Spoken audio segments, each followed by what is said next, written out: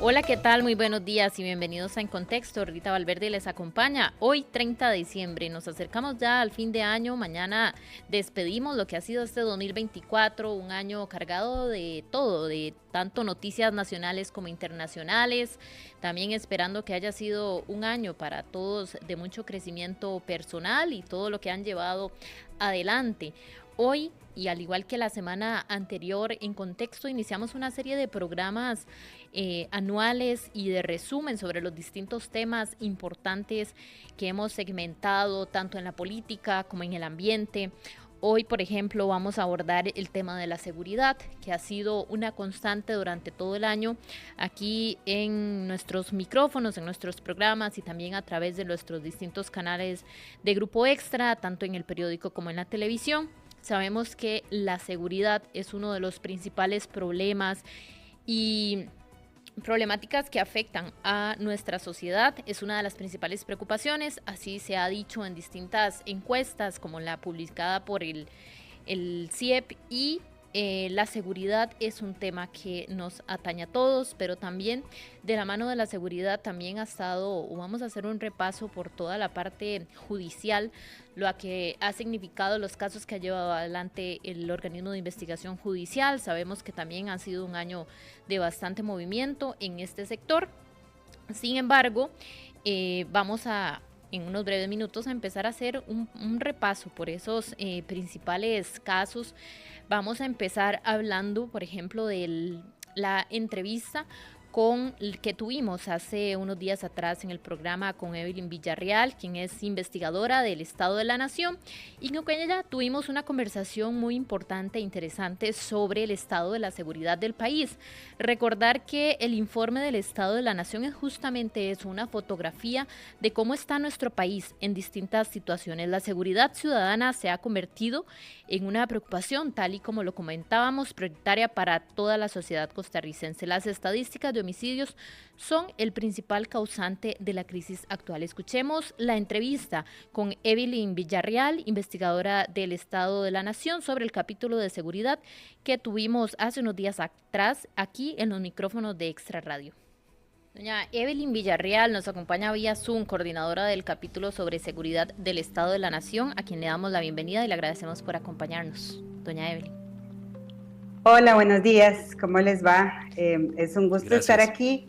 Muchas felicidades por el relanzamiento de todo el Grupo Extra. Muchas gracias. Muchísimas gracias. Doña Evelyn, dicen que el capítulo 6 es uno de los más jugosos, si podríamos decirlo así, de lo que viene en este informe del Estado de la Nación. ¿Qué podría decirnos? ¿Cómo empezar a introducir este tema tan importante y pertinente en este momento también para el país, la seguridad?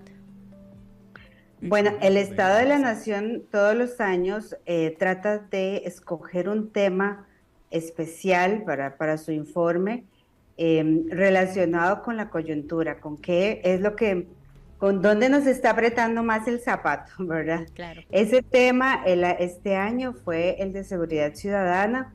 Esto implica tener un capítulo especial sobre el tema, pero además de eso, en cada uno de los capítulos tradicionales del informe, en el social, en el económico, el político, también hay apartados especiales sobre seguridad, porque es un tema transversal para todo el informe 2024.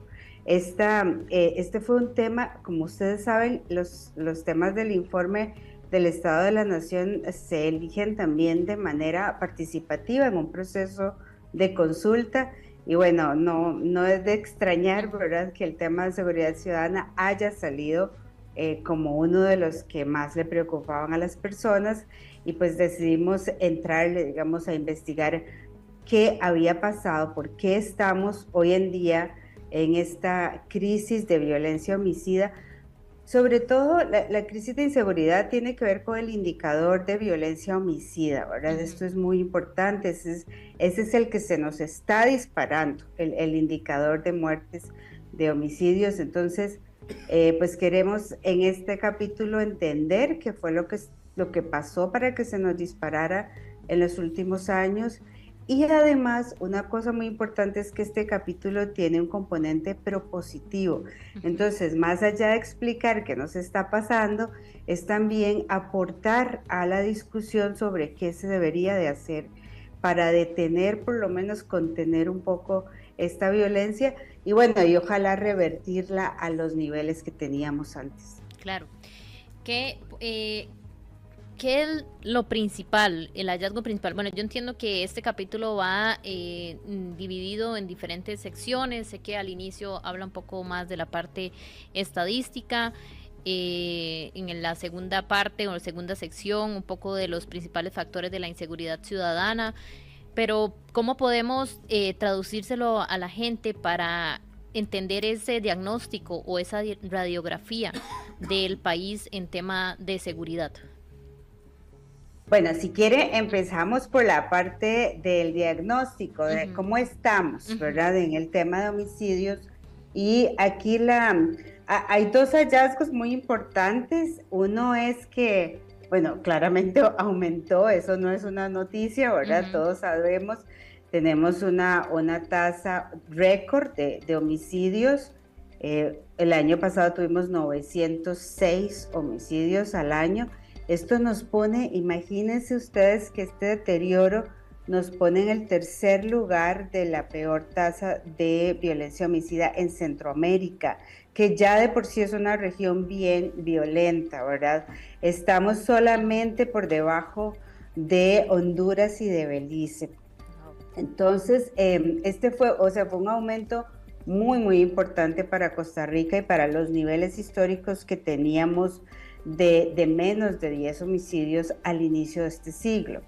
Pero además del aumento en el número, también la composición de los homicidios cambió de manera muy importante porque ahora el 70% de estos casos está ligado a ajuste de cuentas o venganza, que son las muertes que tienen que ver con crimen organizado fundamentalmente. No solo es eso, quiero aclarar, ¿verdad? Porque a veces decimos crimen organizado como una gran bolsa, ¿verdad? Pero ahí hay muy diversas tipos, ¿verdad? De muertes. Pero la mayoría y este pico que estamos sufriendo ahora tiene que ver con el aumento del crimen organizado.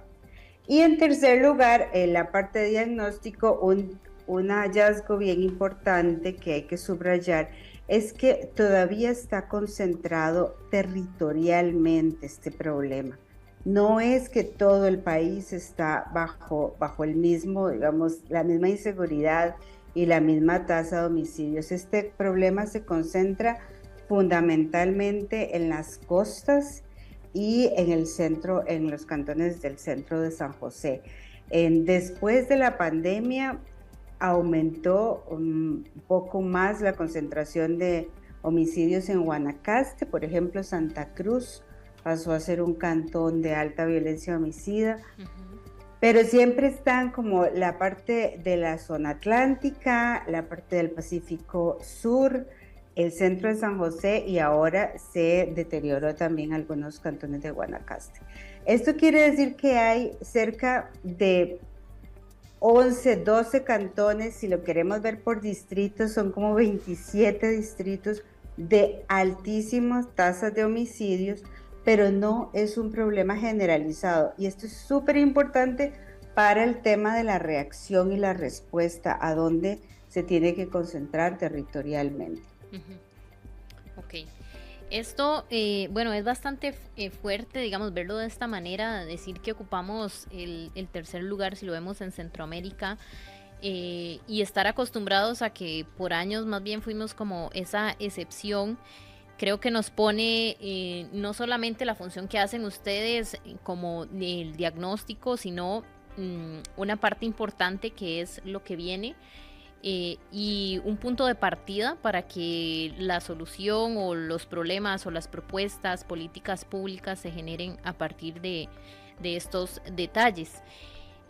Respecto a los factores sociales, de cómo está asociado esta violencia en la sociedad costarricense, entiendo que también es parte de los puntos que aborda este capítulo. ¿Qué hallazgos o qué conclusiones son las que tienen o a las que se llegan? Claro, este problema de la violencia homicida tiene muchas causas, por supuesto, no se puede solamente decir hay una única razón, ¿verdad? Tiene múltiples fenómenos que lo están atizando. Uno de esos es lo que llamamos los factores estructurales, que tienen que ver con las condiciones sociales que van creando como un caldo de cultivo para la criminalidad, ¿verdad? Piensen que el crimen organizado es como una empresa. Para establecerse en cierto lugar necesita algunas condiciones que le permitan operar, ¿verdad? Si fuera en términos empresariales. Entonces, estas condiciones sociales, y bueno, aquí detrás de esto hay un estudio muy serio, estadístico, que se hizo, este está en el capítulo 2 del Estado de la Nación, y lo que encontramos es que hay unos patrones, ¿verdad? En estos cantones con altísimas tasas de homicidios hay mayor desempleo, ¿verdad? El empleo es una variable fundamental en estas condiciones estructurales, pero también hay mayor cantidad de hogares en hacinamiento o en asentamientos informales, ¿verdad? O sea, la calidad de la vivienda, digamos, estamos hablando ahí de la calidad de la vivienda. Una población joven, estos lugares tienen una mayoría de población joven entre 5 y 24 años. También tienen características como baja aseguramiento con la Caja Costarricense de Seguro Social, menor desarrollo humano en el índice cantonal de desarrollo humano. Entonces, lo que vemos es como le digo, una serie de condiciones que hacen a esos territorios, a esos lugares con mayor violencia homicida todavía más vulnerables. Entonces, ¿qué pasa con un enorme desempleo y con una gran población joven?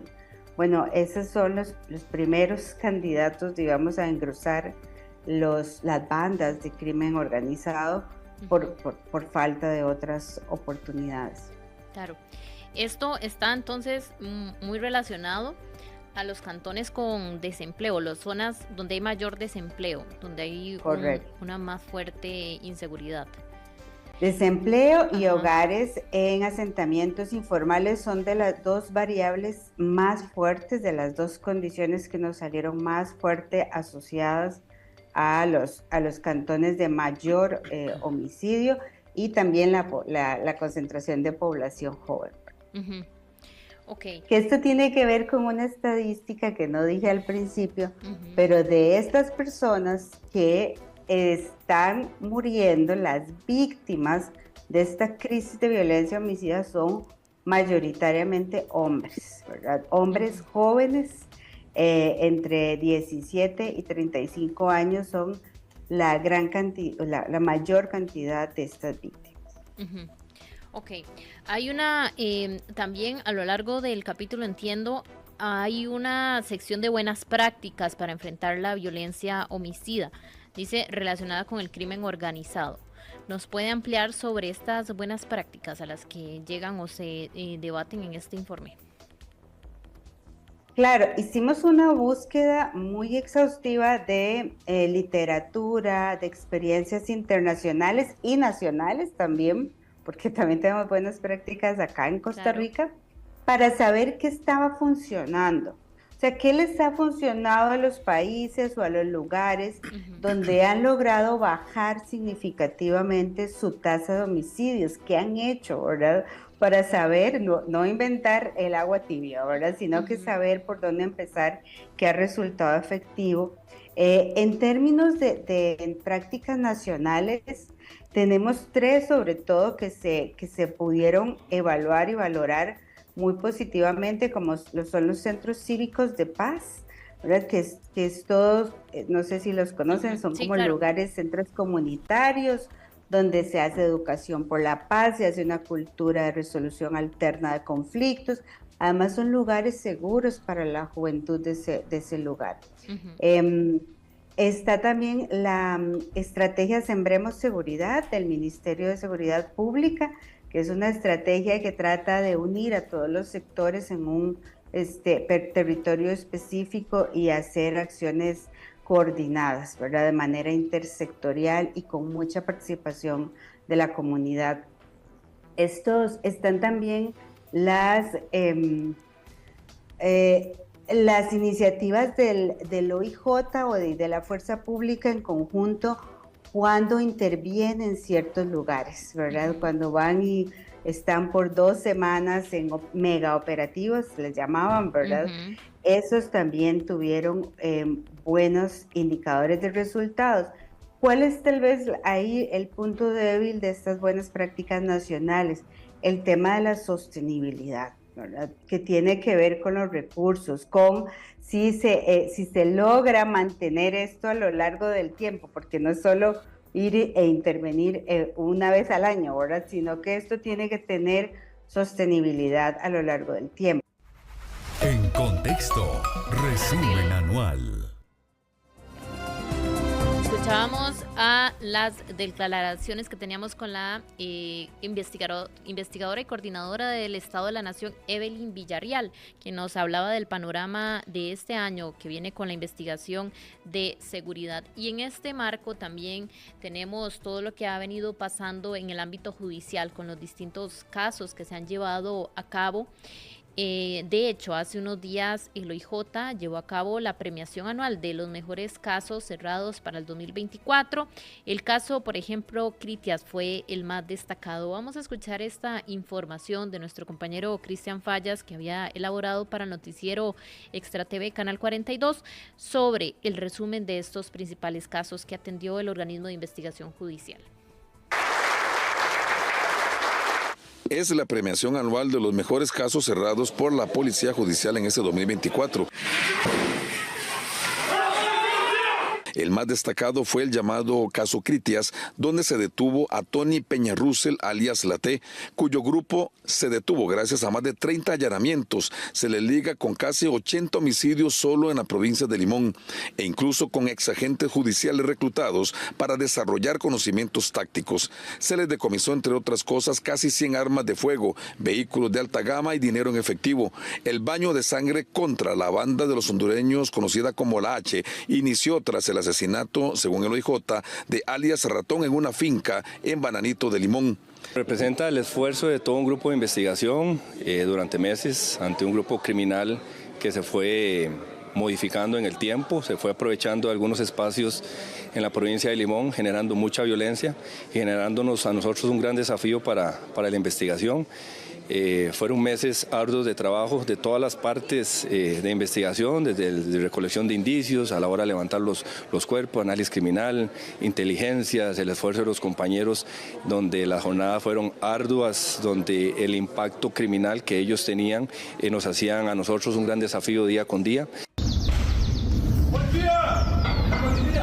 El segundo lugar lo obtuvo el caso Madre Patria, donde se detuvo a 2 españoles líderes junto a más de 25 colaboradores entre notarios públicos, un funcionario del CTP, oficiales de tránsito y terceros para mover más de 34 millones de dólares en fraudes registrales y en criptomonedas.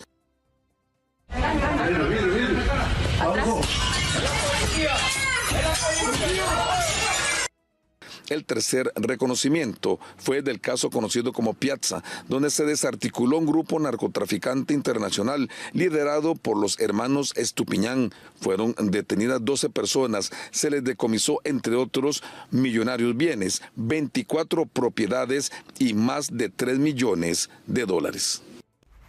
En Contexto, resumen anual. Teníamos este repaso por lo que fueron esos casos llevados a cabo de la investigación del organismo de investigación judicial. Y también, Angie, muy buenos días. Buenos días. Nuestra compañera Angie Cantillo aquí acompañándonos en los micrófonos. hablar también sobre lo que significó uno de los casos, bueno, más sonados durante este año, ¿verdad? Que fue el caso Barrenador, que involucró a personal, bueno, tanto de la Caja Costarricense de Seguro Social, también del Poder Ejecutivo, ¿verdad? Que hace ¿cuándo fue? El pasado 23 de septiembre, cuando la Fiscalía Adjunta de Probidad, Transparencia y Anticorrupción realizó esos 28 allanamientos ante la denuncia por contratos con un supuesto sobreprecio de la administración de BAIS por parte de 5 cooperativas. Fueron 28 allanamientos, como bien lo decías, Rita, el pasado 23 de septiembre, si no estoy mal con el mes, ¿verdad?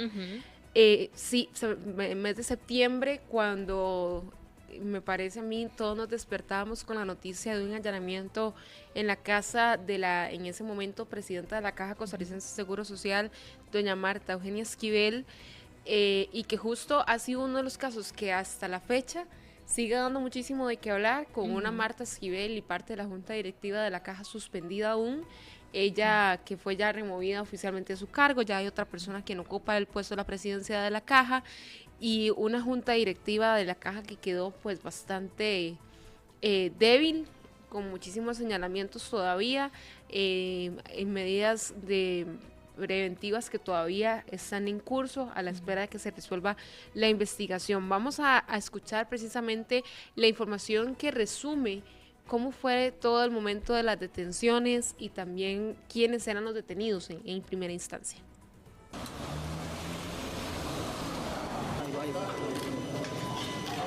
La presidenta ejecutiva de la Caja del Seguro Social, Marta Eugenia Esquivel, fue detenida este lunes junto con miembros de la Junta Directiva de la institución tras aparentes irregularidades en la adjudicación de contratos con millonario sobreprecio para la administración de 138 BAIS.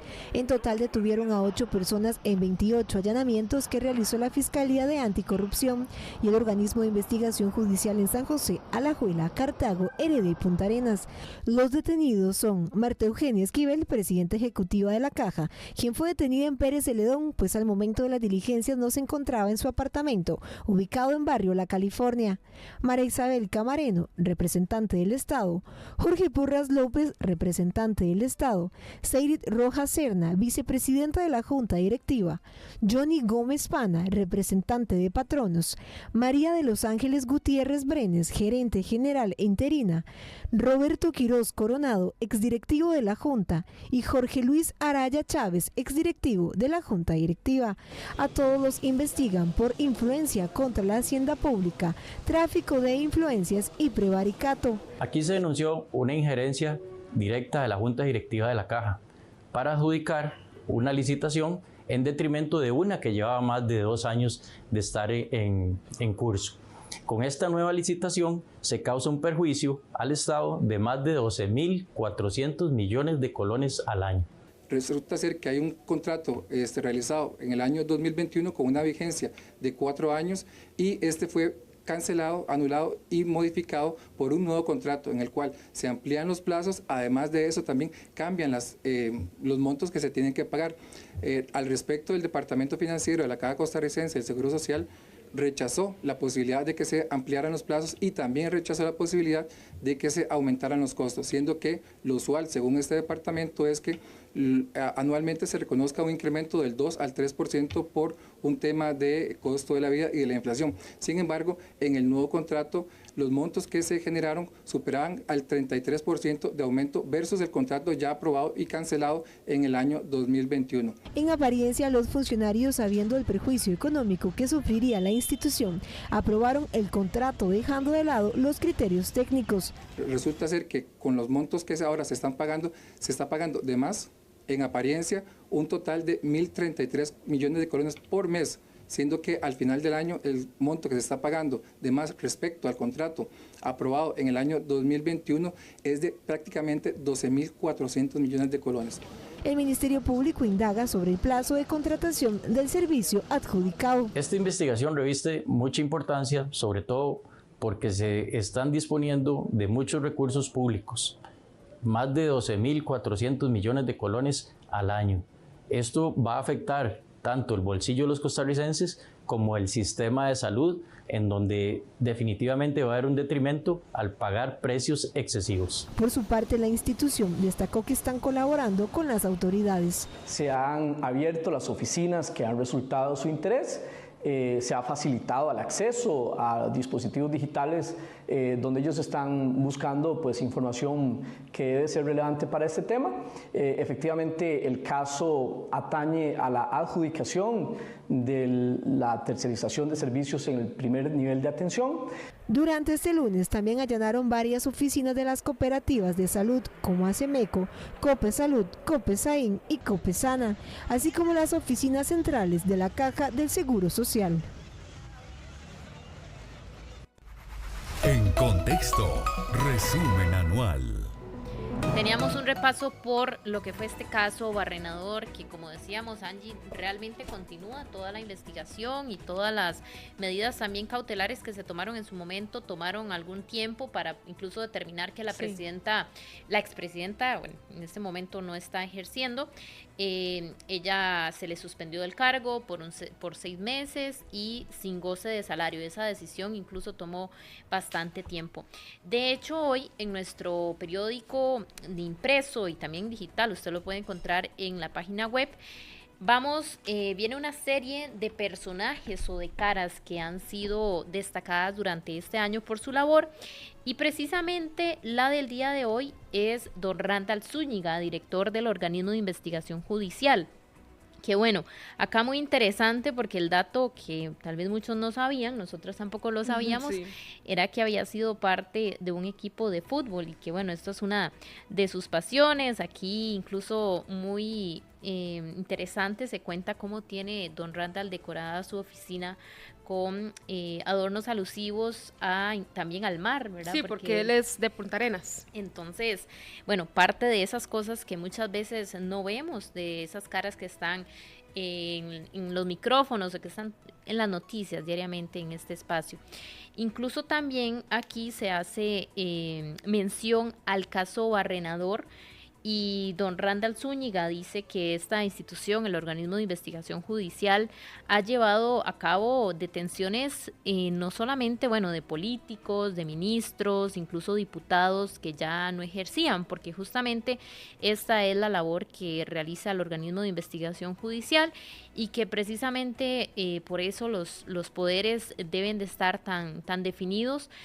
Porque también una de las cosas que hemos visto este año, Angie, y muy lamentable, ¿verdad?, ha sido este enfrentamiento entre los poderes de la República.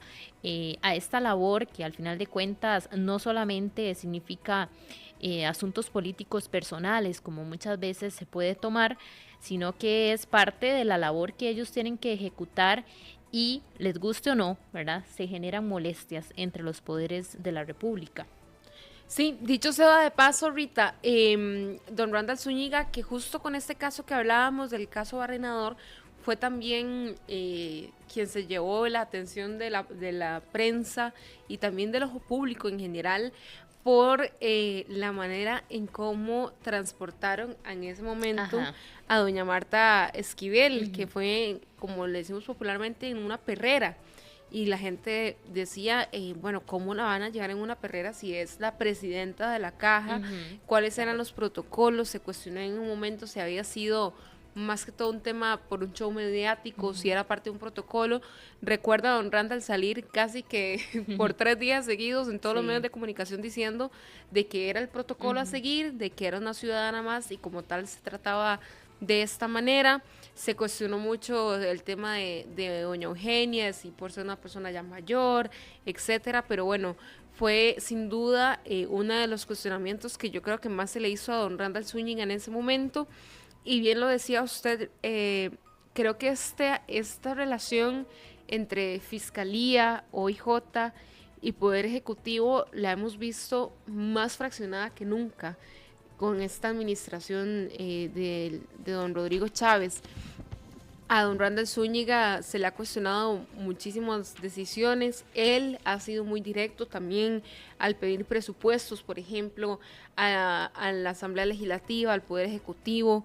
Recuerdo en un programa de Desde Buena Mañana que incluso reclamó al presidente que le había prometido terrenos, un terreno en específico para la construcción de una delegación, bueno, en este caso una oficina del OIJ, y que él dijo no lo tenemos simplemente porque al Poder Ejecutivo no quiso. Entonces, ¿para qué promete unas cosas y después las quita? Y siempre estuvo muy marcado este año por ese dime de diretes entre el presidente y don Randall Zúñiga, de por qué él no los detiene o por qué no hacemos algo operativos, y don Randall diciendo, bueno, es que no tengo gente o no tengo recursos, y fue un poco de cómo se marcó la temática entre estas relaciones. Sí, justamente es esto, el resumen o el repaso por esos acontecimientos que marcaron en este caso el ámbito judicial.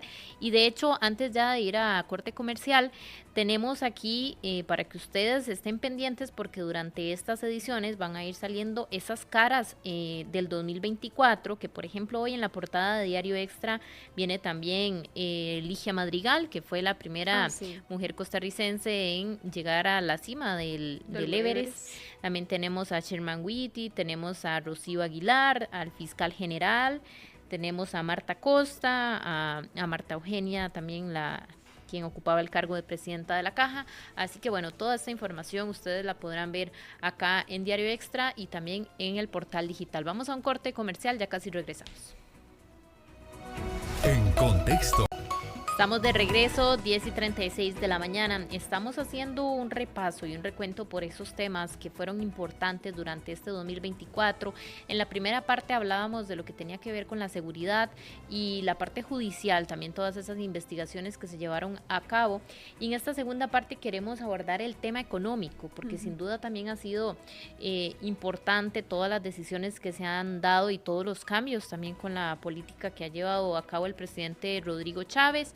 Justamente también hace unos días que se presentaba el Estado de la Nación y lo mencionamos porque es justamente nos ofrece una fotografía del país, de cómo está la situación en distintos temas, y el económico no es la excepción. En esta pequeña conversación que les vamos a compartir, hablamos con Estefan Gómez, quien es investigador del Estado de la Nación y quien fue el coordinador del capítulo económico, y dice que en 2023, los primeros meses del 2024, también la economía costarricense mantuvo estabilidad macroeconómica y aplicó políticas de austeridad fiscal. Sin embargo, estos avances no resuelven los problemas estructurales para generar significativas y sostenidas en las oportunidades para el desarrollo sostenible. El Estado no ha logrado implementar políticas económicas efectivas que puedan impulsar la producción y el empleo de una forma sostenible. Escuchemos. Estefan Gómez, que es también el encargado del capítulo 3, oportunidades, estabilidad y solvencia económica. Don Estefan, cuéntenos, háganos una introducción sobre cómo está el panorama económico en Costa Rica. Hola Rita, buenos días, gracias. Vean que todo lo que está diciendo Natalia requiere, para resolverlo, más y mejores empleos.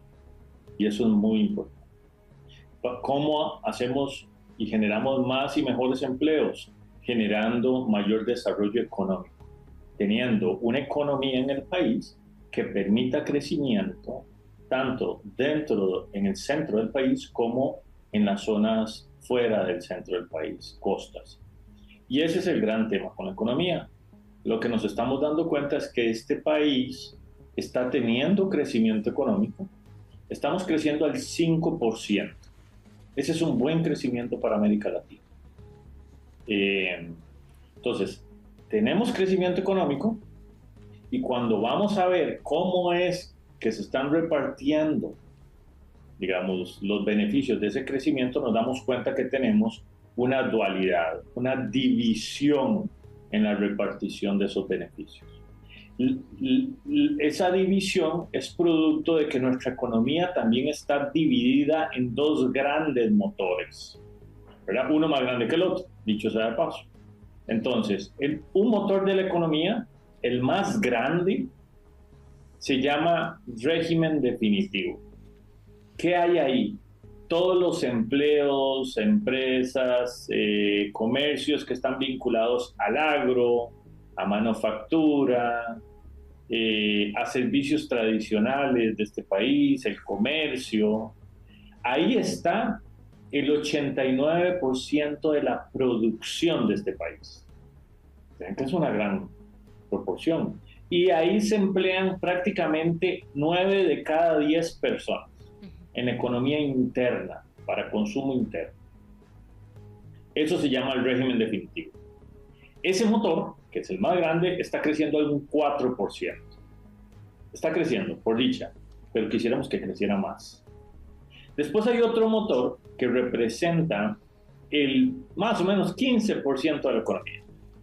El restante 15%. Es un motor más pequeño. Ese motor es lo que se llama el régimen especial. Ahí están las zonas francas, toda la inversión extranjera directa. Ese motor está creciendo un 16%, 4 veces más rápido que el otro motor más grande. Entonces vean que el motor más pequeñito, el de zonas francas, inversión extranjera directa, es muy dinámico, está generando mucho crecimiento, pero solo emplea a 1 de cada 10 personas en el país. Y queremos que siga creciendo, sin lugar a dudas. Pero vean entonces que el crecimiento agregado del país se explica por este motor más pequeño. Y ese motor más pequeño, el de zonas francas, inversión extranjera directa, el 90% de las empresas están aquí, en el centro del país, en gran área metropolitana. Entonces, ¿qué pasa con todas las otras regiones del país, en la periferia? Limón, Punta Arenas, zona norte, Guanacaste, zona sur de Punta Arenas también. Pues resulta que ahí la economía no está logrando generar la cantidad de empleos, la cantidad de producción y beneficios que uno quisiera para reducir esas desigualdades que decía Natalia. Y ahí es donde está el gran desafío. ¿Cómo hacemos para generar una economía que crezca mucho y sea muy fuerte aquí en el Valle Central, pero también fuera del Valle Central? Y esa es una de las principales conclusiones del capítulo. Tenemos que resolver esa disparidad o diferencia entre la economía de consumo interno versus la economía que está exportando, que está conectada con el escenario internacional. Ese es el primer punto. Ajá. Si me permite interrumpirlo en este punto. Y por lo que yo entiendo, el país le está apostando más a la inversión extranjera directa, es decir, a ese 15%. Entonces la estrategia sí es correcta, porque es la que estaba creciendo más rápido, aunque es la que está empleando a menos gente. Ahí es ese punto de la empleabilidad es el que me genera un poco de ruido, pero eso puede cambiar en algún momento, ¿o no? Es que cambiaría, y ojalá que cambie, si logramos generar condiciones de empleo a personas con menor logro educativo. Porque vean que la gente que entra a trabajar en zonas francas, en empresas multinacionales, tienen que tener algún grado de educación o algún grado de conocimiento técnico. Entiéndase, idiomas, computación, ciertas características. Y perfecto. Ese motor va muy bien y hay que seguir fortaleciendo, como decías vos bien, Ángel. La pregunta es, ¿cómo hacemos para fortalecer el otro motor? ¿Qué pasa? Vean, les doy un dato. Alrededor del 55% de la población termina el colegio. Eso significa que hay otro 45% que no está terminando el colegio. ¿Dónde se puede emplear esa gente? No va a ser en zonas francas. No va a ser donde están estas empresas multinacionales. Muy poquita gente entraría ahí. Entonces tenemos un 40-45% de la población que no está terminando el colegio. ¿Y a dónde los podemos meter a trabajar? Es ahí, y esa respuesta... Don Estefan, perdón, es ahí donde se empata la poca inversión en educación, que deja esa gran brecha de personas que tienen por necesidad, no por gusto, dejan la escolaridad, abandonan los estudios, y su única fuente de ingresos es el área, es ese régimen definitivo que usted señala, y las mejores condiciones están en el régimen especial. De repente, es ahí donde se empata la falta de inversión en educación o la carencia de inversión en educación y la necesidad de que el sector, de que siga creciendo la parte productiva y que también siga creciendo la parte del régimen especial. Justamente. O sea, tenemos un 45% de la población que no está terminando la escuela, el colegio. Entonces, esa gente que está saliendo al mercado laboral, ¿a qué tipo de trabajos? Trabajos peor pagados. No por nada, hoy el ingreso promedio de los hogares es menor que el de hace 10, 15 años. El ingreso promedio de los hogares se está reduciendo, número uno, ¿verdad? No por nada, el aumento de la proporción de personas que no reciben el salario único. Hace 30 años, más o menos un 30% de la población no recibía salario único. Hoy eso ha aumentado más o menos un 35% de la población. Y es que esa población, cada vez con menos logro educativo, tiene que acudir digamos, al empleo, a buscar empleo, y no encuentra opciones de empleo dignos, ¿verdad? Entonces, aquí es donde está el gran dilema. Y la respuesta a ese dilema va por el lado de la economía, pero también por el lado de la política. Por el lado de la política implica crear las condiciones para generar nuevo empleo en estas zonas del mercado interno. Por el lado de la política significa invertir en educación, que puede ser educación primaria, secundaria, pero también educación técnica, para mejorarle las condiciones a muchas de estas poblaciones que apenas terminan el colegio o se quedan con 9º año, ¿verdad? Y por el lado de la economía hay que generar las condiciones para fomentar el comercio interno. Hablábamos un poco de esos dos regímenes, el definitivo y el especial, por el que está integrada la economía o la producción de nuestro país.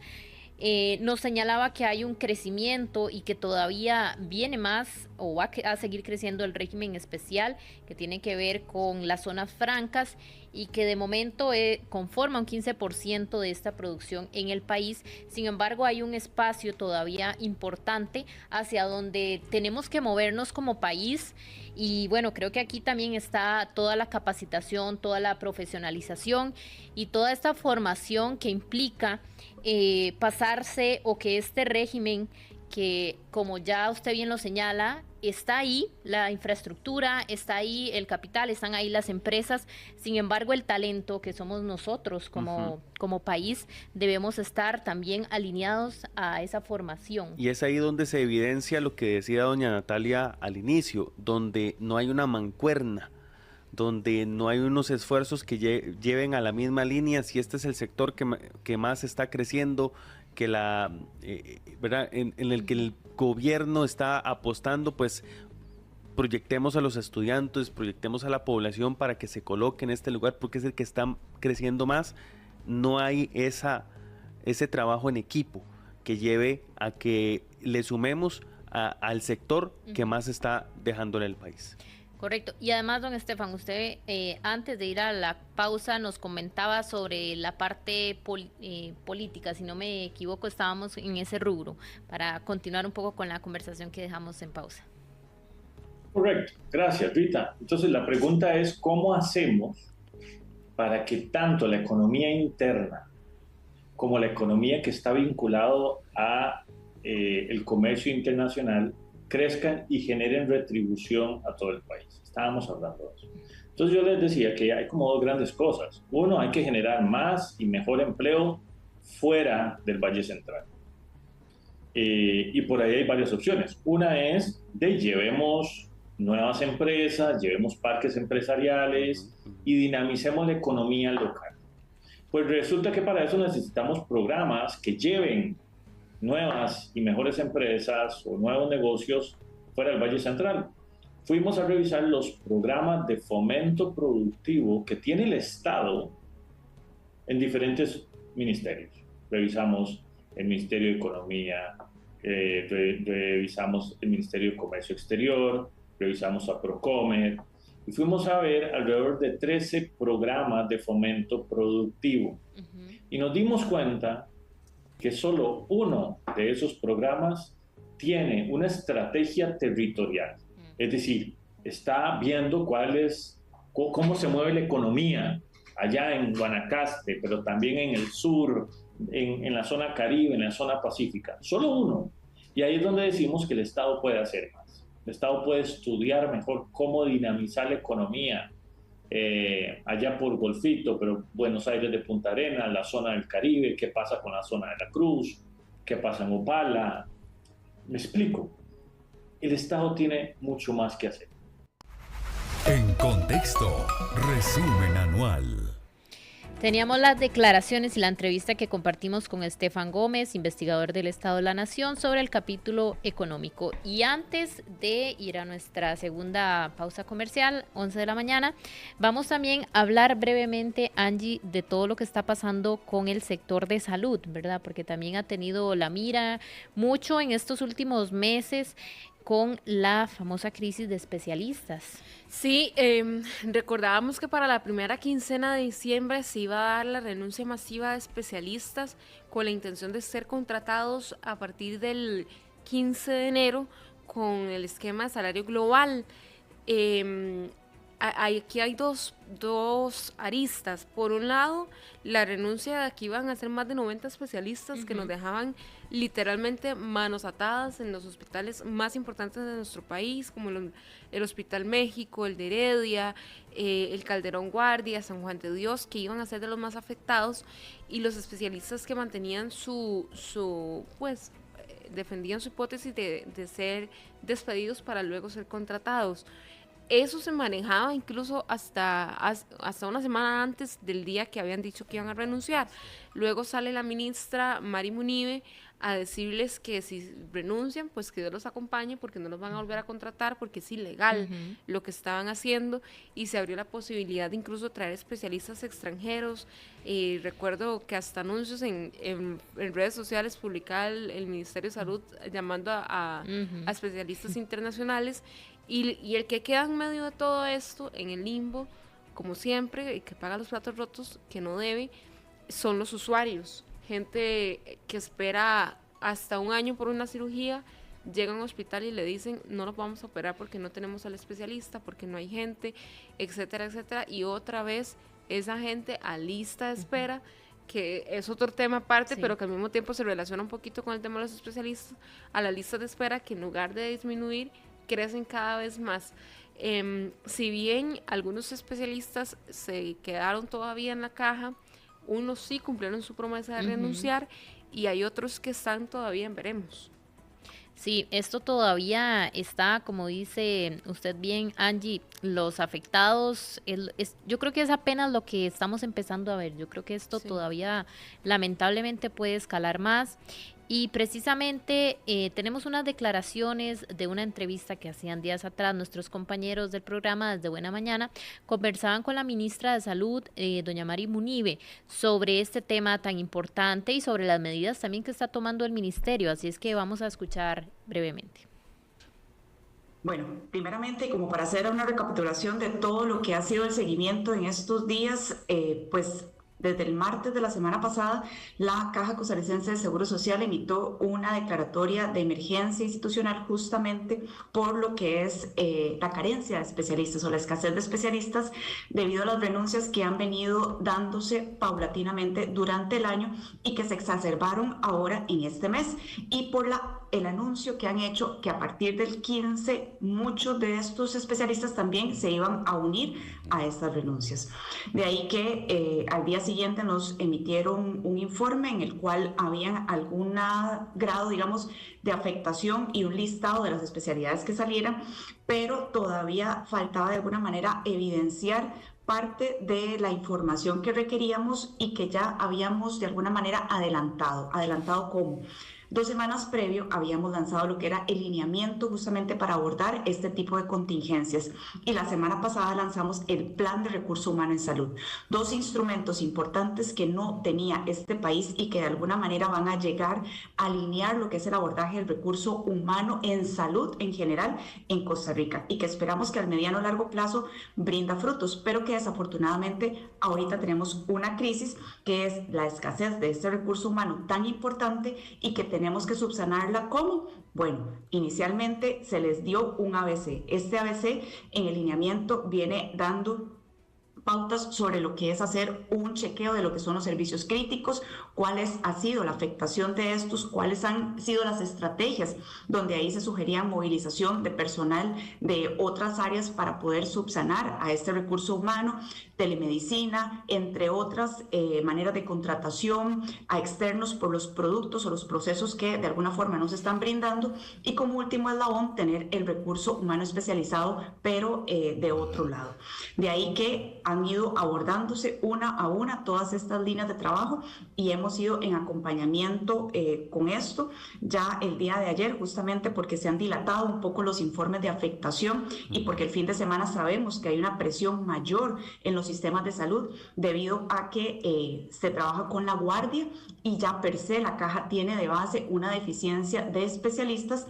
El día de ayer le pedimos a los directores de nuestra región del Ministerio de Salud que fiscalizaran, como es la labor del Ministerio de Salud, las afectaciones. Y con los informes emitidos, ya el día de hoy le presento el informe final al despacho del presidente para poder tomar una decisión con respecto a todo esto. Doña Mari, buenos días. Esas medidas que usted ha anunciado y que nos está relatando ahorita, hay un grupo de médicos, incluso muy cercanos a usted, que han enviado una carta haciendo de su conocimiento la preocupación por las medidas. ¿Qué les tiene que decir a ellos, a sus colegas, a sus compañeros y amigos que han dicho que ven con preocupación las medidas que se pretenden implementar? Vean, tal vez yo aquí no le estoy hablando a ellos directamente, yo le estoy hablando a la población. Y aquí lo importante es que estas medidas son parte, digamos, de las estrategias no solamente que Caja ha utilizado tradicionalmente, sino que son medidas de contingencia y que desafortunadamente no llegan a subsanar lo que es el problema. Un especialista, si no está, ¿con qué se sustituye? Con otro especialista. Y si no tenemos esto, entonces estamos en problemas. Todas han sido medidas de contingencia y todas esas contingencias de alguna forma se han ido explorando para poder evitar la afectación en los servicios de salud. Yo lo que les he dicho y les he tratado de aclarar y poniéndole el ejemplo que tenemos justamente en paralelo en este momento también es la problemática que se tiene con el Poder Judicial y lo que ha sido la renuncia a tiempo extraordinario de personal en medicatura forense, en donde también se ha brindado acompañamiento por la afectación en el servicio de todas las funciones que realizan estos médicos especialistas ahí y que son fundamentales para la población. De ahí que lo que les digo es que el Ministerio de Salud lo que se encarga en este momento no es de resolverle sus problemas obrero-patronales. En este momento el Ministerio de Salud lo que está velando es porque se dé no solamente la continuidad del servicio a la población, y más allá de esto, que no haya una afectación a la población por esta carencia de especialistas. Antes no existían las herramientas que de alguna manera ya ahora se tienen reguladas para poder generar digamos que, línea de trabajo. Y como yo les había explicado también, desafortunadamente nosotros como Ministerio de Salud podemos o recibimos denuncias de diferentes índoles. Y yo en el momento en que las recibí lo hice público. ¿Por qué? Porque a mí no me interesa afectar a nadie. Yo no estoy aquí para denunciar ni demandar absolutamente a nadie, sino para que más bien cuando se induce a error a personas, mejor que se aclare la situación. ¿En qué aspecto?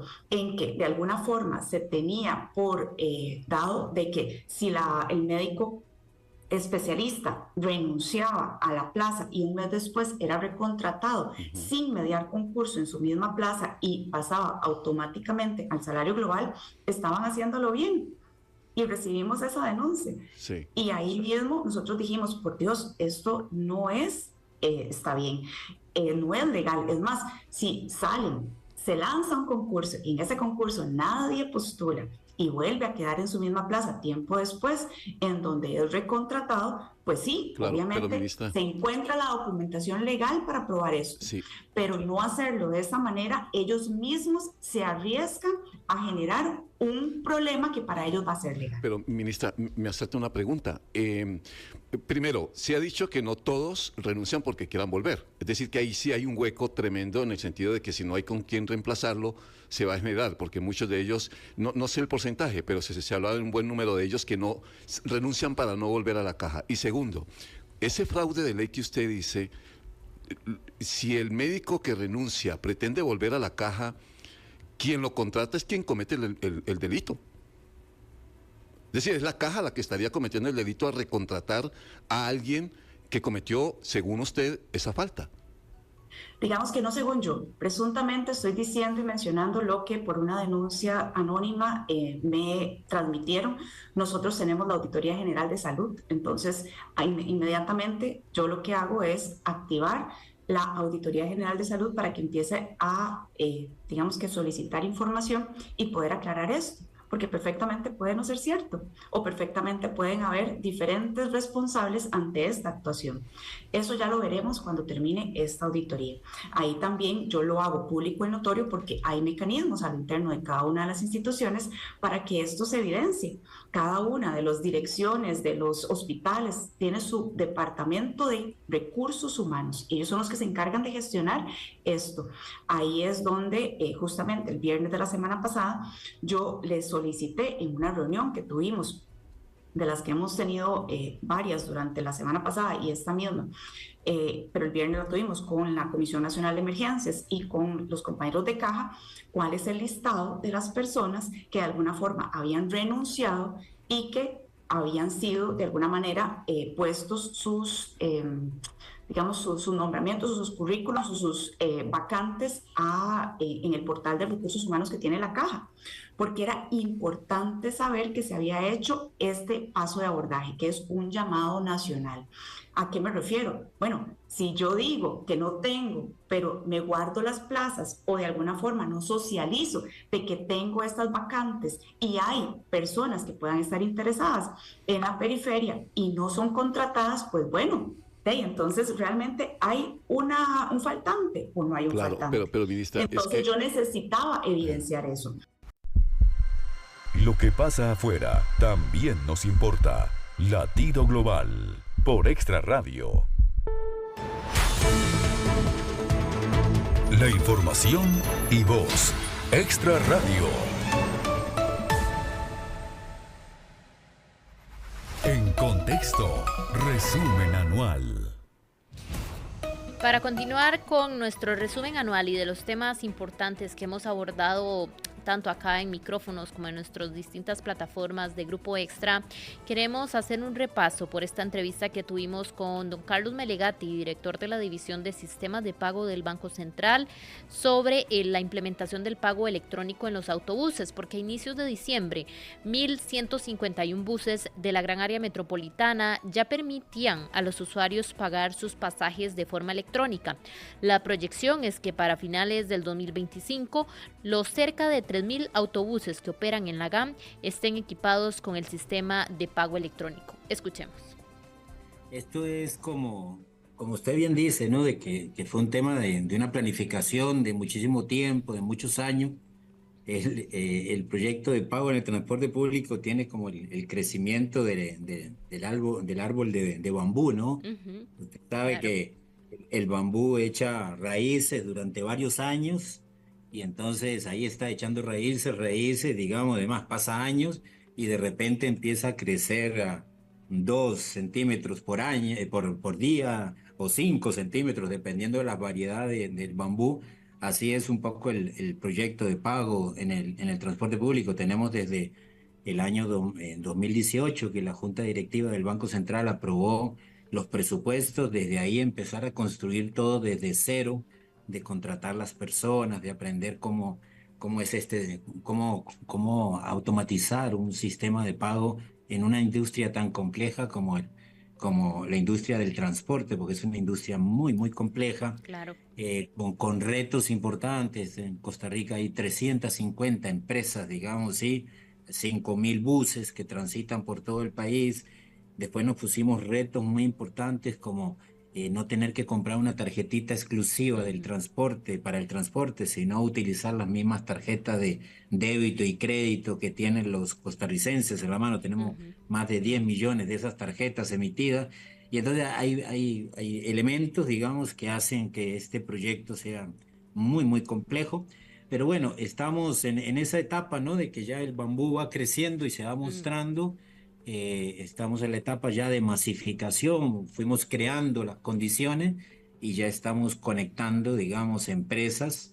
Si todo sale bien, ahora la semana que viene, el lunes que viene, hacemos la última inauguración del año y estaríamos llegando alrededor de 1.400 unidades de transporte conectadas al sistema.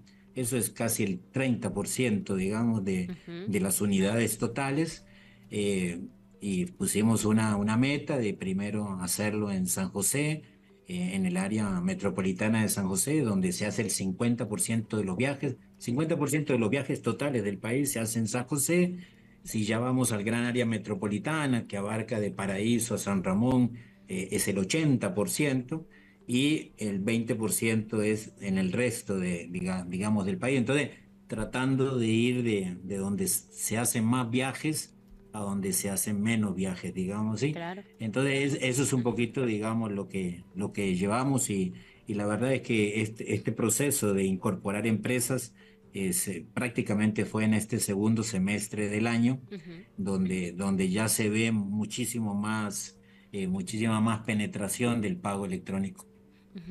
Don Carlos, ¿qué ha significado en cuanto a desafíos lograr estas cifras que se han propuesto? Bueno, usted habla de 1.400 unidades, que representa en realidad bastante significativo, el 30% a nivel nacional. Sin embargo, ¿con qué retos se han topado en cuanto a conectar también con las empresas autobuseras? Sabemos que, bueno, el tema del datáfono, incluso cuál ha sido también en cuanto a los usuarios esa respuesta.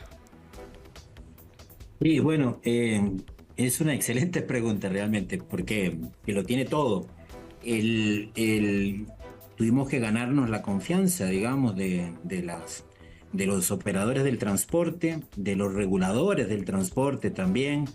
Esto no es solo un trabajo, un producto del Banco Central, es que allá en el año 2018 firmamos un convenio, porque resulta que cuando empezamos a hacer las primeras reuniones, y entonces nos reuníamos con el CTP, con el MOP, con el ARECEP, digamos, ¿sí? Y entonces veíamos que aún los reguladores tenían visiones diferentes de lo que es el proyecto de pago electrónico.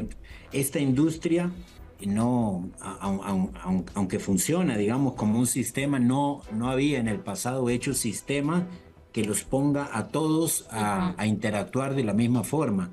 Y ese es el reto que estamos superando. Y entonces, sí, porque es un mismo sistema, un único sistema para 350 empresas, digamos, ¿sí? Entonces, sí, bueno, la verdad es que Costa Rica se está poniendo un reto muy importante, o sea, no existen sistemas únicos con pago, con tarjeta bancaria, digamos, ¿sí?, que involucren a todas las empresas de un país. El otro sistema que andamos muy cercano a nosotros es Holanda. Holanda tiene un sistema también único en el país, digamos, sí, con tarjeta bancaria. Entonces, lo que sí hay en el mundo cada ciudad tiene un sistema de pago diferente. Usted va a Washington, un sistema, tiene que comprar una tarjetita, va a Nueva York, otra tarjeta, y así en cada uno, Chicago, otra. Digamos, no hay un sistema global donde se pueda pagar con tarjeta bancaria. Esto está convergiendo, digamos, poco a poco. Los sistemas de transporte se están saliendo de los mecanismos de pago exclusivos, digamos, para el transporte por ciudad. Lo mismo pasa en Colombia. Usted va a Medellín, a Bogotá, a Cali, y cada uno tiene su propio sistema. Y entonces se están saliendo poquito a poco de esos sistemas los países y están pasando a sistemas más globales donde se pueda pagar con tarjeta bancaria. Y eso es muy importante para un país como Costa Rica, que recibe más de 3 millones de turistas, claro, al año. Nosotros ya tenemos en nuestro sistema, o que estamos dando los primeros pasos, tenemos transacciones de turistas de 60 países diferentes ya registrados, que usan las tarjetas, digamos, sí, y entonces ya el turista viene a Costa Rica y no tiene que andar comprando una tarjeta, recargarla. Con su propia tarjeta que le dio allá a su banco en Alemania, en Japón, en Estados Unidos, en cualquier lado del mundo, puede pagar el transporte público en Costa Rica. Entonces ese es el reto, digamos. Entonces nos pusimos un reto hace muchos años, en el 2018, firmamos un convenio con los reguladores, con los mismos autobuseros, y también en la industria autobusera enormes, digamos, retos, porque Imagínense, con tantas empresas, muchas visiones diferentes, teníamos como 6 cámaras que representaban a los autobuseros, y entonces decir, bueno, ¿cómo hacemos para entre toda esta diversidad, digamos, de visiones, cómo hacemos un sistema único, digamos? No era algo sencillo, pero entre todos creo que la industria del transporte, los reguladores, todos tuvimos la madurez para decir, bueno, hagamos un convenio y pongámonos de acuerdo en algunas cositas básicas. Que primero, ¿cuál es el instrumento de pago que vamos a usar? Las tarjetas bancarias, los relojes, los stickers, los teléfonos, todo lo que el sistema bancario del mundo le entrega a sus clientes. Perfecto, ahí ya teníamos un primer acuerdo. Después, ¿dónde va a operar este sistema? Bueno, ¿va a operar dónde? ¿Qué? ¿En el MOB, en el CTP, en el ARECEP? ¿Dónde va a operar? Que opere donde se está haciendo el sistema de pagos del país, en el SIMPE, como un módulo más del SIMPE, en el Banco Central. Perfecto, otro elemento, digamos así. ¿Quién lo va a regular? Tuvimos que ponernos de acuerdo. ¿Quién va a regular esto? Porque cada uno de los reguladores regula, ¿no? El CTP dice cuáles empresas operan, el MOB da la política pública, el ARECEP da las tarifas. ¿Quién regula esto? Y bueno, entre todos dijimos que lo regule el que está regulando el sistema de pagos del país, ¿no? El que regula SIMPE Móvil, el que regula el SIMPE, que es la Junta Directiva del Banco Central. La información que este sistema dé va a ser ¿qué? Va a ser utilizada por los reguladores, los propios operadores y los usuarios, dependiendo la legislación, digamos, qué facultades le da la legislación a cada una de las organizaciones para tener acceso a la información. Entonces nos pusimos de acuerdo en un conjunto de elementos estratégicos, y gracias a ese acuerdo y gracias a los convenios que hicimos ya hace algunos años, es que estamos aquí y estamos teniendo un producto que es el resultado, digamos, de las buenas voluntades de todas estas organizaciones y de un trabajo muy complejo, difícil, muy laborioso, digamos, sí, por años. Y bueno, ahora estamos viendo un poquito los resultados de ese trabajo. En contexto, en tiempo real. Vamos a hacer un repaso por las noticias que están o que tenemos a este lunes 30 de diciembre y todo lo que viene también en la información de nuestro periódico de Diario Extra, también en la parte digital donde ustedes pueden encontrar toda esta información. Empezamos por el reporte y el pronóstico del tiempo para este lunes, que el Instituto Meteorológico Nacional informó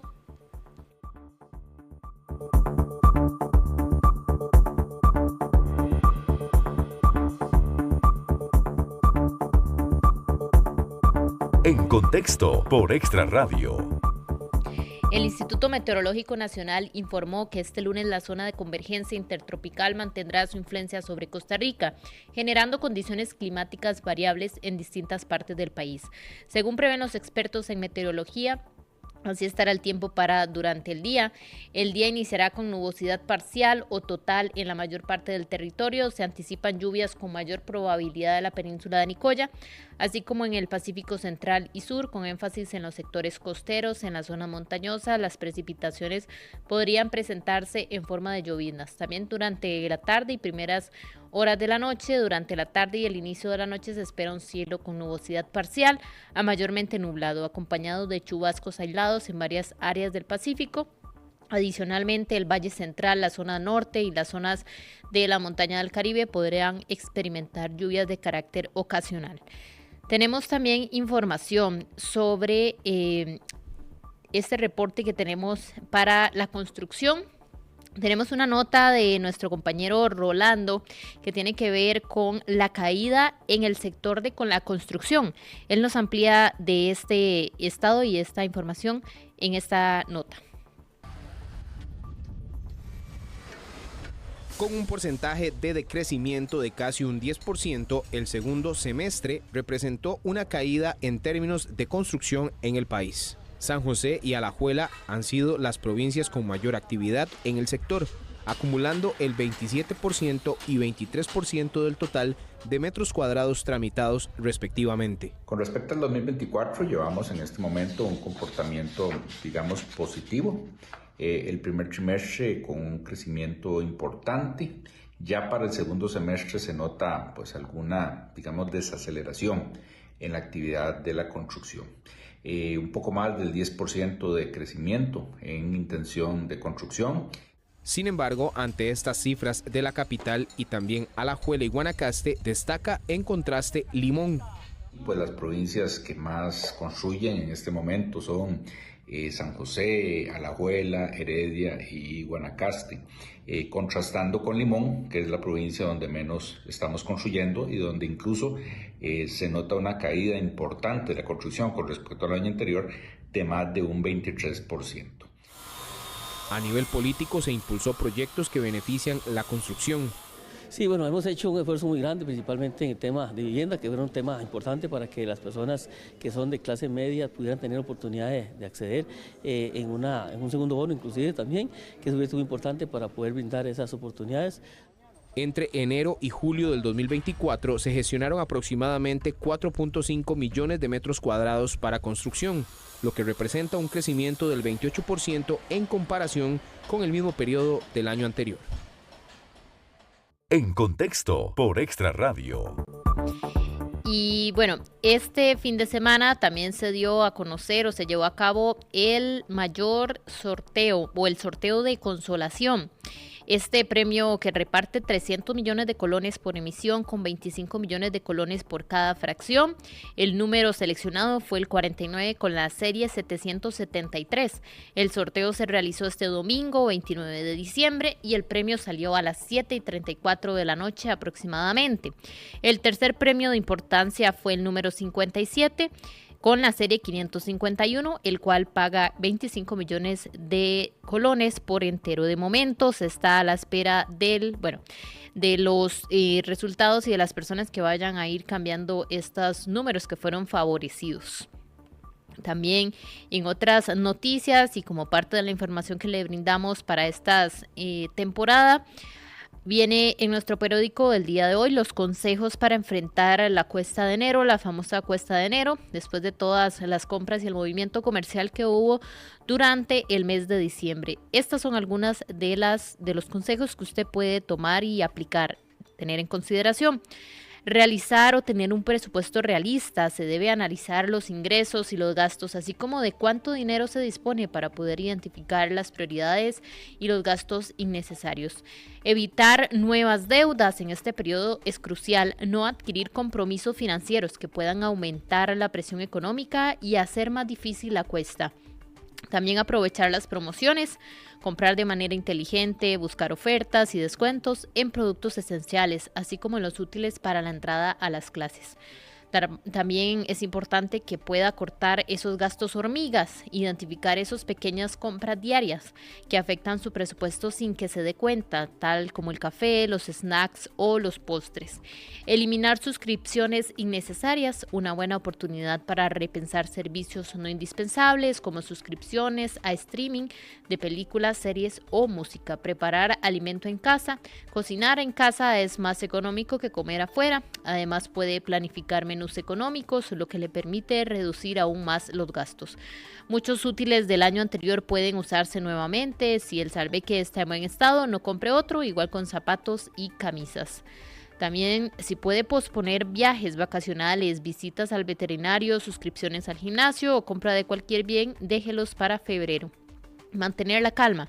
También es importante tratar de enfrentar el mes con optimismo, enfocarse en las soluciones y no solo en los problemas financieros. Ante todo, evitar recurrir a nuevos créditos. Estos son algunos de los consejos que usted puede aplicar para afrontar la famosa cuesta de enero. En otras noticias y también actualización de lo que está sucediendo en la pista de Liberia. Tras un periodo de interrupción, el aeropuerto Daniel Oduber retomó sus operaciones con 8 aviones para despegar desde la plataforma. Sin embargo, la jornada no estuvo exenta de incidentes, ya que según informó Guanacaste, el aeropuerto hubo al menos 4 vuelos afectados. 2 operados por United fueron cancelados y 2 vuelos de Alaska tuvieron que ser desviados a otros destinos, concretamente a El Salvador y a Cancún. El aeropuerto estuvo cerrado durante 2 horas, presuntamente por 2 huecos en la pista de aterrizaje. En estos momentos, según dijo el gerente general del aeropuerto de Guanacaste, Coriport concentra sus esfuerzos en la seguridad y la comodidad de los pasajeros. Para mayor información sobre todos los trabajos, es importante que los pasajeros se comuniquen a los vías tanto de telefónicas como de la página web. Esto como parte de lo que está sucediendo y como bien les decíamos en la provincia de Guanacaste con el aeropuerto. En este sentido, también tenemos un reporte de el pronóstico del clima, cómo está en las playas. Es importante también pegar una chequeada para todos los que se dirijan a estas zonas en el marco de las vacaciones y de también si buscan pasar justamente unos días por allá en la playa. Recordar que el reporte que hace el meteorológico sobre estas zonas dice que las celebraciones y el principio de año se verán afectados por precipitaciones y vientos intensos, cielos encapotados debido a la influencia de la zona de convergencia intertropical, según indica el Instituto Meteorológico Nacional. La plataforma meteorológica Winde informó las predicciones para los principales destinos costeros. Jacó y Manuel Antonio en Punta Arenas, al igual que Tamarindo y Sámara en Guanacaste, podrían presentar condiciones lluviosas. El patrón inestable y las abundantes nubosidad persisten específicamente en el Pacífico Central y Sur. Las madrugadas y primeras horas matutinas registraron precipitaciones débiles y moderados en puntos específicos. Esta condición atmosférica responde a un fenómeno atípico, que es el debilitamiento de los vientos alisios, característicos de la temporada, lo que propicia la permanencia de nubes y lluvias sobre el territorio nacional, con énfasis en las zonas costeras. También el meteorólogo del Instituto Meteorológico Nacional, Paulo Solano, dijo que la anticipación de precipitaciones en las playas caribeñas para mediados de la semana, cuando una nueva corriente de viento desplace la nubosidad hacia esa zona o esa región. Fenómeno visible en Puerto Viejo, en Playa Manzanillo, según los datos digitales. Esto para que tengan una idea de cómo va a estar el clima si ustedes viajan a estas zonas en las playas para pasar estos días de fin de semana. Continuamos con algunas noticias y esta vez nos vamos hoy 30 de diciembre. Ya estamos mañana el último día del año y con ello vienen propósitos. Las personas se proponen algunas metas para este próximo año. Conversamos con algunas personas y estos son los propósitos que ellos nos contaban que tenían. Vamos a escuchar esta nota que realizó nuestro compañero Leonel Sandí. Estamos a solamente horas de que termine el 2024 y el 2025 aparece en el firmamento. Por eso es para muchos el momento de realizar sus propósitos o metas para el próximo año. Que la empresa que estamos empezando con mi esposo prospere. Eso. Probablemente cambiar de trabajo y comprarme un carrito, si Dios lo permite. Profesionalmente me interesa crecer, buscar oportunidades laborales. Por eso en Extra Noticias le brindamos 3 consejos para que usted pueda realizar esos propósitos para el 2025. Hay que tener en cuenta que sea un objetivo realizable, un objetivo que sea cuantificable, por lo menos en los pasos, así que uno pueda tener como la capacidad de lograrlo. Y tercero, y creo que es tener la disponibilidad, la actitud y entender que un resultado no define nuestro valor, sino el esfuerzo que dimos. Inclusive, si usted no pudo concluir o realizar del todo un propósito durante este 2024... Pues no me hago en realidad fue algo, creo que siempre hay oportunidades y por algo no se realizaron, ¿verdad? Entonces nada más es proponérsela este próximo año y hacerlo. Puede seguir con ese objetivo para el 2025. Es recomendable si la persona quiere hacerlo. Si la persona no quiere cumplir ese sueño, tal vez no. Entonces uno puede renunciar a un sueño, sí. Pero, por ejemplo, si este sueño, este objetivo se alinea a la visión de vida tuya, quizás sí sea una buena oportunidad para implementarlo. Así que papel y lápiz en mano. Escriba sus metas y a realizar esos buenos propósitos del año nuevo. En Contexto por Extra Radio. Para estas fechas también muchas personas se han desplazado. Aquí tenemos el reporte del movimiento también que han tenido los vecinos nicaragüenses que han viajado en estas fechas bastante. Se reporta la salida de más de 8,000 nicaragüenses, se han desplazado a distintas zonas, su país. Este es un reporte que nos hacen los compañeros de Extra TV Canal 42. Así lucía la estación de autobuses Transnica este viernes a la 1 de la madrugada. Y así fue la llegada de estos autobuses cargados de viajeros hacia Nicaragua en la frontera norte de Peñas Blancas. Más de 8,000 nicaragüenses y algunos turistas viajaron en lo que va del mes al país del norte. Unos con el objetivo de hacer turismo, mientras que otros a visitar a sus familiares.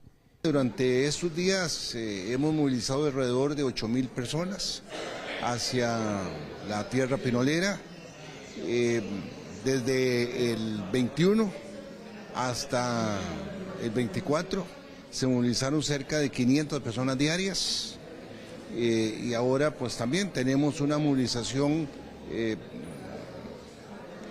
determinante en el sentido que van y vienen hasta el 24, y a partir del 24 se da una movilización equitativa entre la ida y el regreso.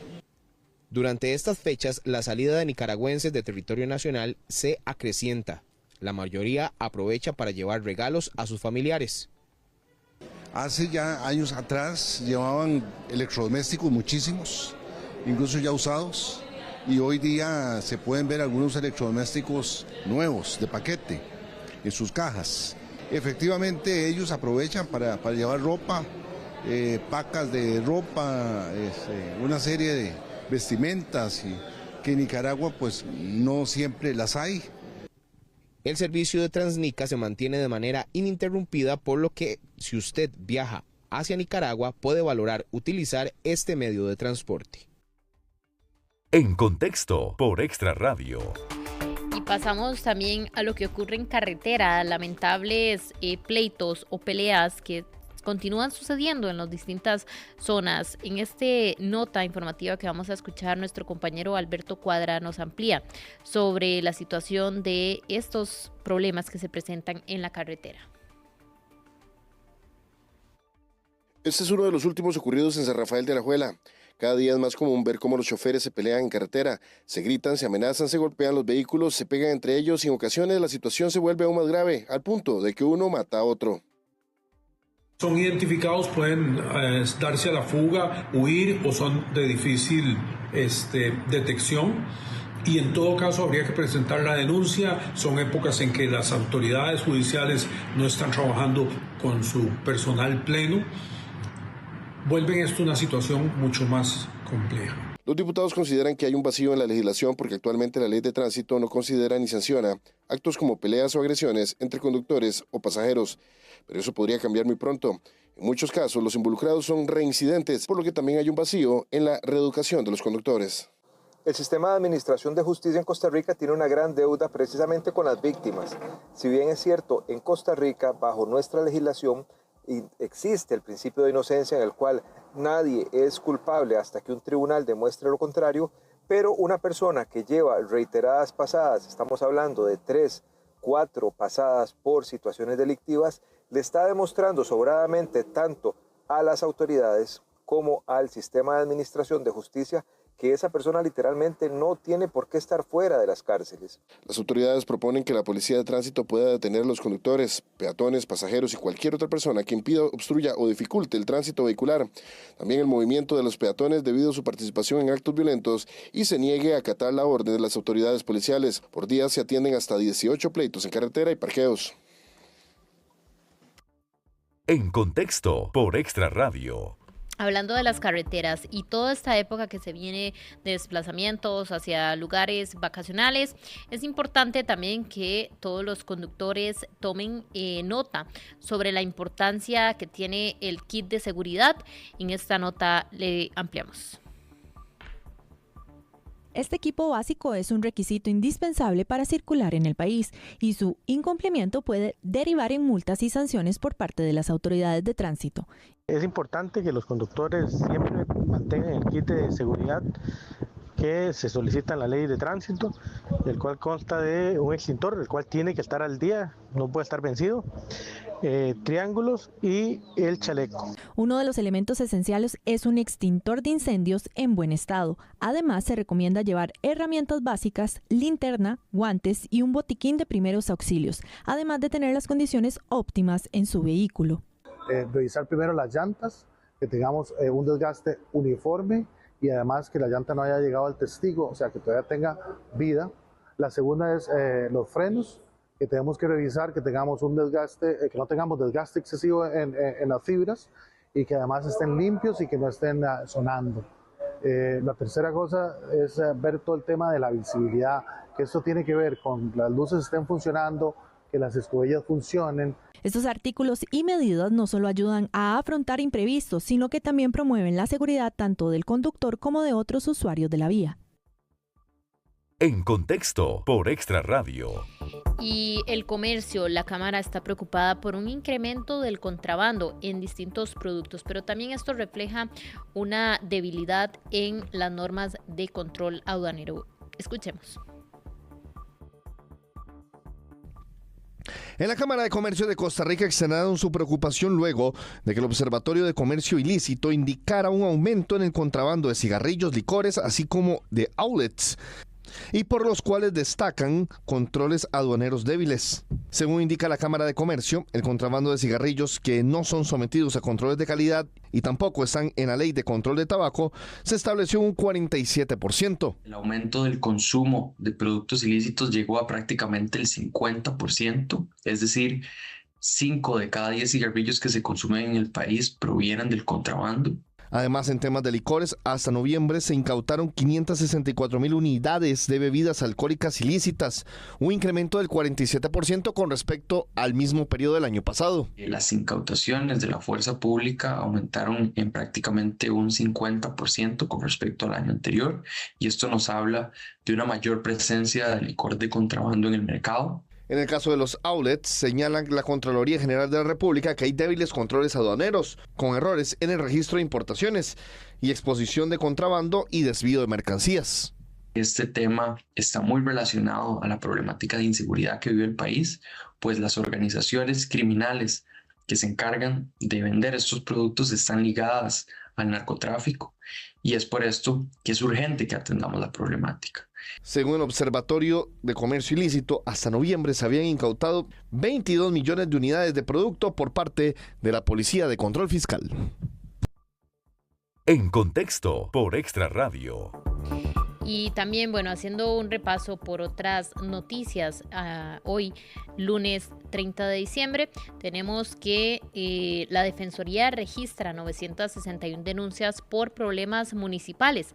Durante este 2024, los problemas de infraestructura vial y la prestación de servicios básicos fueron las principales razones detrás de las 961 denuncias interpuestas contra municipalidades ante la Defensoría de los Habitantes.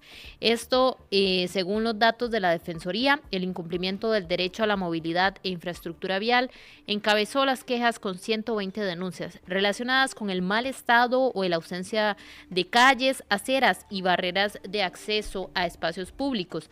A esto se suman 97 reclamos por retrasos en procesos administrativos, 71 por problemas ambientales como la contaminación sónica y la disposición inadecuada de residuos. Algunas otras también por la falta de acceso a agua potable.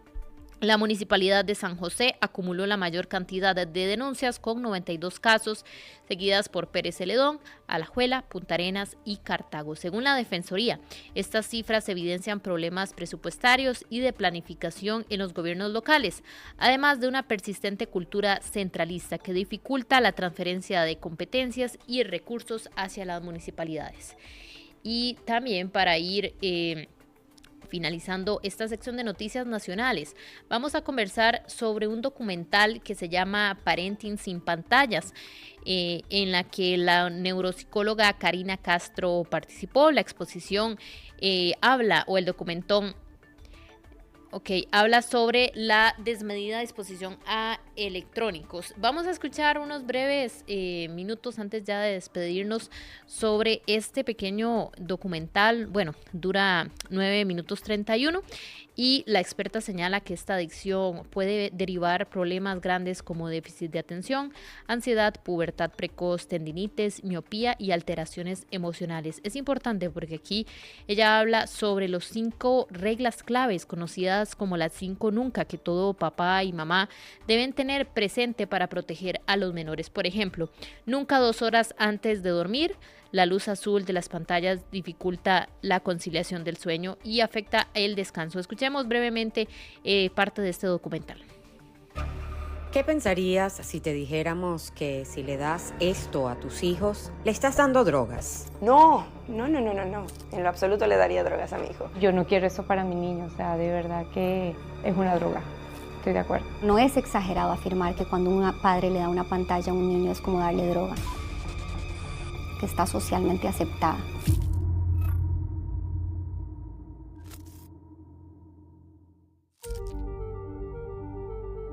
Cuando una persona consume una droga, se activan zonas en su cerebro y produce una química cerebral que, por ejemplo, es una producción de dopamina.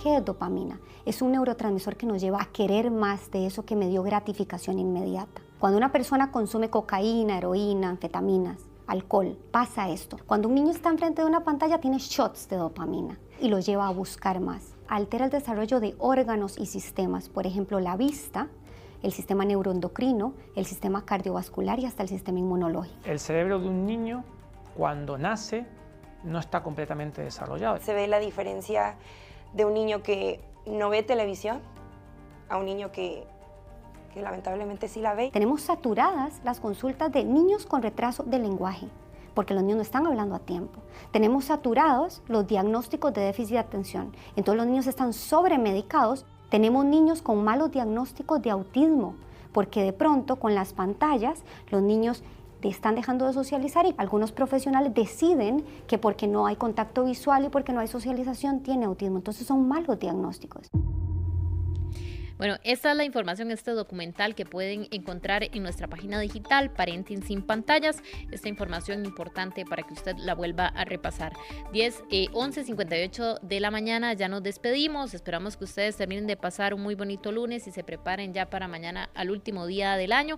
Esperamos que hayan también compartido y pasado muy buenas estas 2 horas. Un gusto haberlas acompañado y para que ustedes continúen también en sintonía de 92.3 FM. Ya viene nuestro programa de tiempo extra.